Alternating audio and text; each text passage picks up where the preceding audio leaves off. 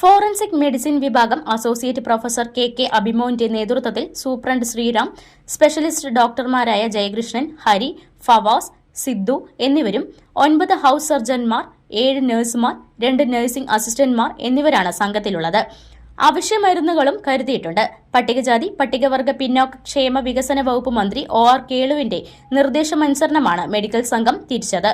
ഇന്നലെ വൈകുന്നേരമാണ് മിനിസ്റ്ററുടെ ഓഫീസിൽ നിന്നും നമുക്ക് നിർദ്ദേശം വന്നത്.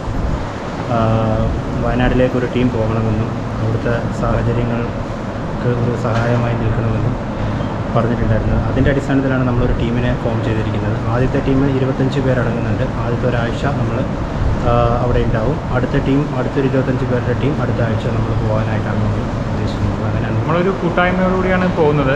എല്ലാവരും ഓരോരുത്തരും ഓരോ വ്യക്തികളെ സംബന്ധിച്ചോളം അവർ വളരെയധികം സന്മനസ്സോടുകൂടിയാണ് ഈ ഒരു പ്രയത്നത്തിലേക്ക് മുന്നോട്ട് വന്നിരിക്കുന്നത്. വീടുകളിലെ പ്രശ്നങ്ങളൊക്കെ ഇത് മനസ്സിലാക്കുന്ന രീതിയിലുള്ള വീട്ടുകാർ തന്നെയാണ് എല്ലാവർക്കും ഉള്ളത്. പല സ്ഥലത്തും നമുക്ക് പോസ്റ്റിങ്ങുകളുണ്ട്. എന്നാലും അവിടെയൊക്കെ നമുക്ക് ഇറങ്ങാൻ പറ്റുന്ന ആളുകളോട് ചോദിച്ചപ്പോൾ ഞങ്ങളെല്ലാവരും വില്ലിംഗ് ആയിട്ട് തന്നെയാണ്. നമ്മുടെയൊക്കെ വീടുകളിൽ നിന്നും അവർ പൂർണ്ണ സമ്മതത്തോടു കൂടിയാണ് പോയി നിങ്ങൾക്ക് ചെയ്യാൻ പറ്റുന്നത് എന്താണോ അത് പോയി ചെയ്യുക എന്നാണ് അവർ പറഞ്ഞത്. ആ ഒരു വില്ലിംഗ്നെസ്സോടുകൂടിയാണ് ഞങ്ങൾ നിൽക്കുന്നത്.